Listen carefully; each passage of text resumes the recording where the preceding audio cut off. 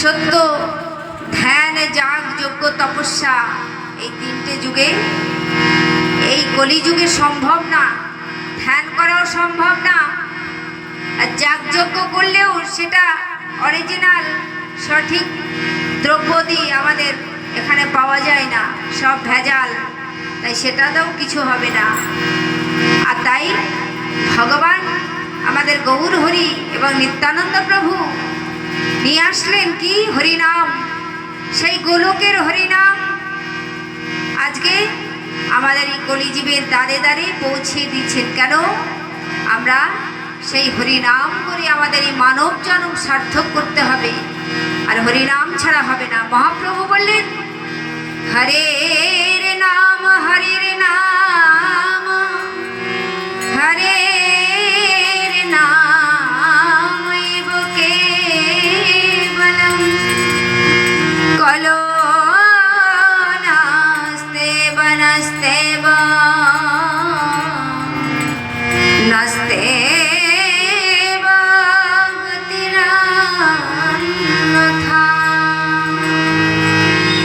কলিযুগে আমাদের হরিনাম ছাড়া কোনো গতি নেই, গতি নেই, গতি নেই।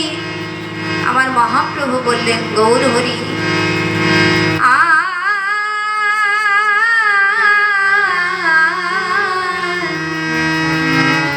কিন্তু কবে প্রভু যোগ্যতায় পেবে এ দাসের দয়া করে, কিন্তু কবে প্রভু যোগ্যতায় পেবে এ দাসের দয়া করে। আমার চিত্ত স্থির হবে সকল সহিব, চিত্ত স্থির হবে সকল সহিব, একান্তে ভজিব হরি, আমি একান্তে ভজিব হরি।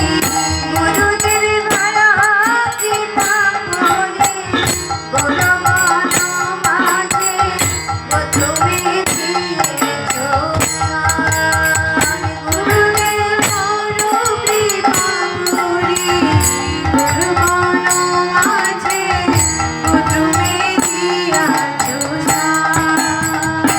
চিত্ত স্থির হবে সকল সহিব, একান্তে ভজিব হরি। অর্থাৎ আমাদের এই অন্তর, এই মন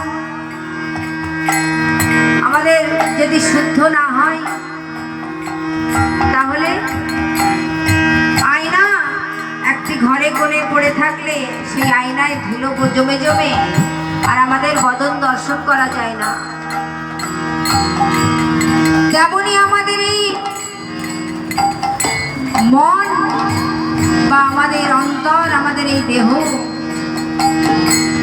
অনেক দিনের আবর্জনা কলুষতা রয়েছে, সেটি পরিষ্কার একমাত্র সংকীর্তনের মাধ্যমে। তাই গৌর হরি বললেন, চেত দর্পণ মার্জনম ভব মহাদবগ্নি নির্বাপনম শ্রেয়কৈরব চন্দ্রিকা বিতরণম বিদ্যাবধূজীবনম আনন্দমুধিবর্ধনম পতিপদাং পুরিণামৃতা সাধনম সর্বাত্মস্বাপনম পরম বিজয়তে শ্রীকৃষ্ণ সংকীর্তনম।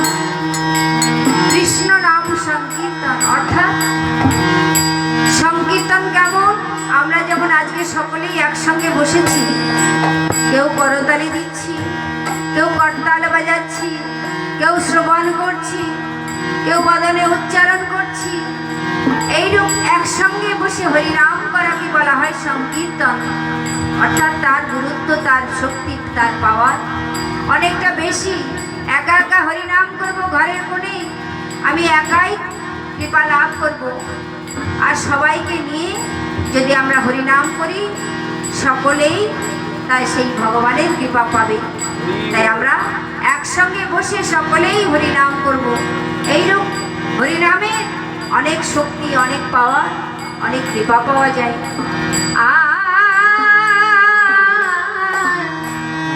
শৈশব